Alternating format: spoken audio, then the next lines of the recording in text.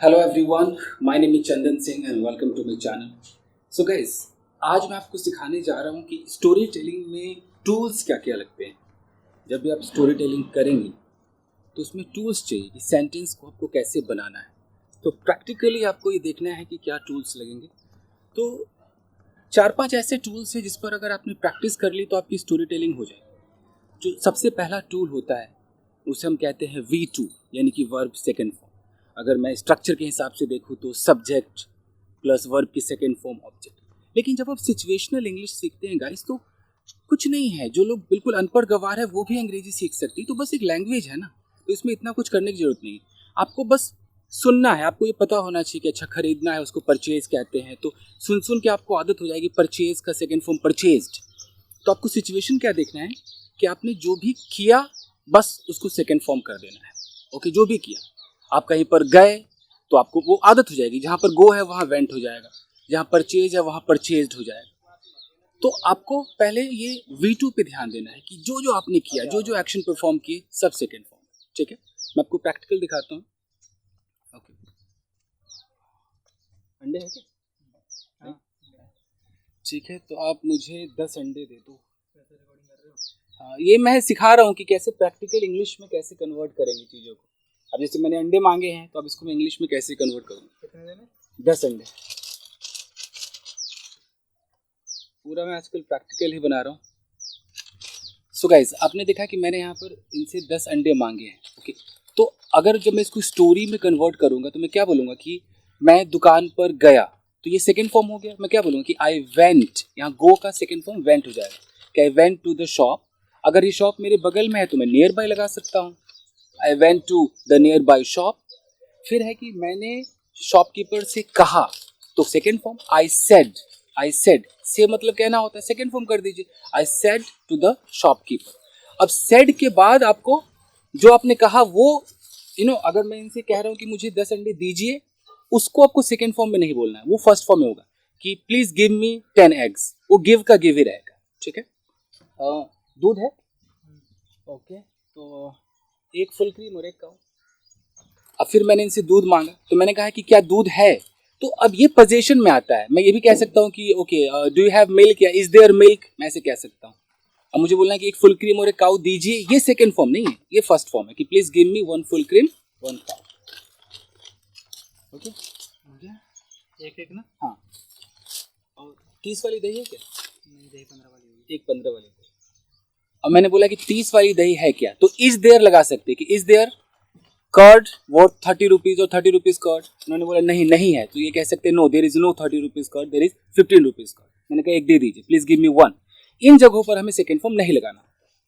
कितने हुए बॉस? 10 हो गए, 60 रुपये,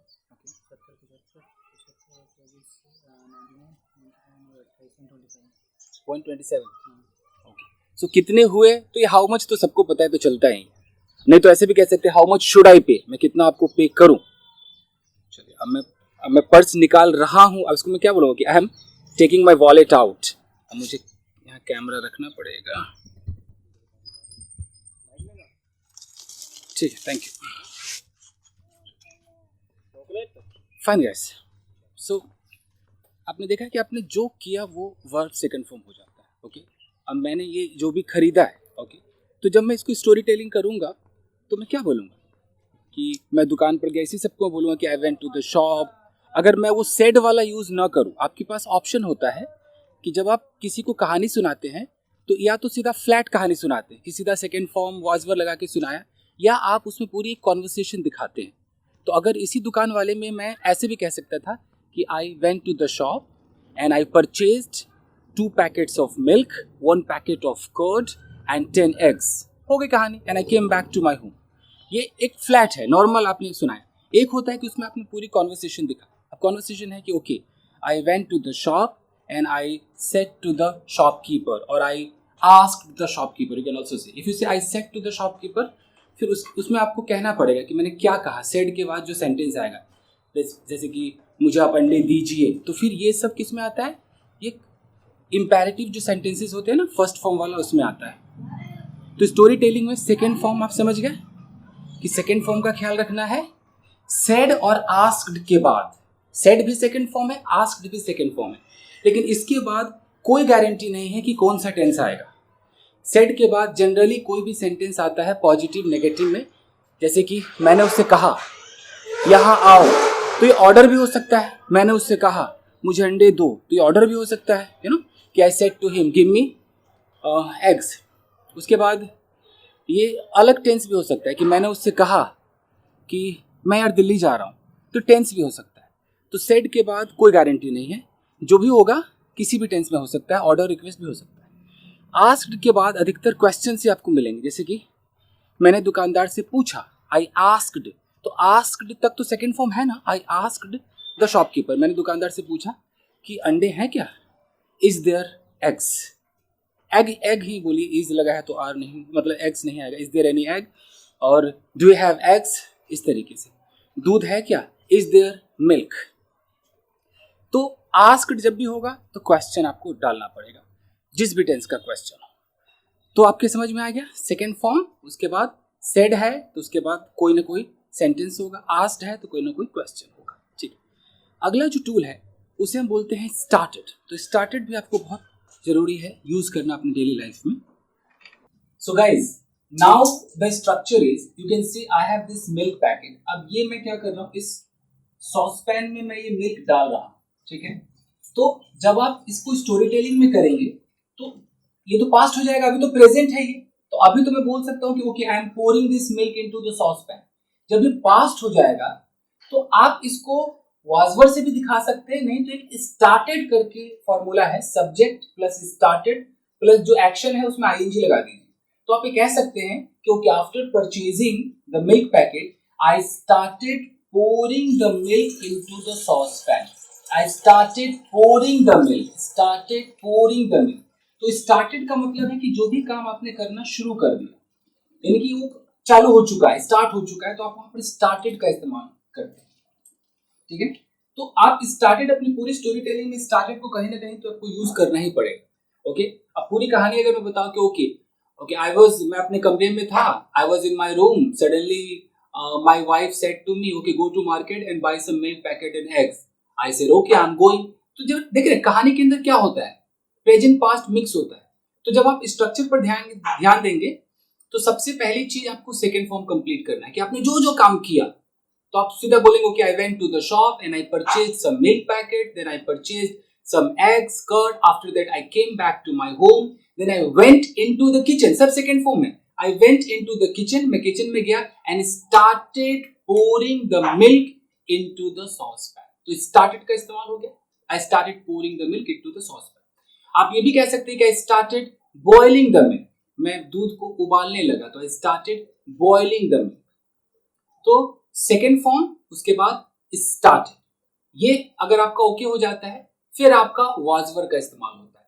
तो आप जो जो अभी प्रेजेंट में कर रहे हैं, जो अभी कंटिन्यूटी है, ये पास्ट हो जाएगा तो वाज वर्ब लग जाएगा, ओके। जैसे कि अगर मैं अभी दूध उबाल रहा हूं, मान लीजिए मैं दूध उबाल रहा हूं,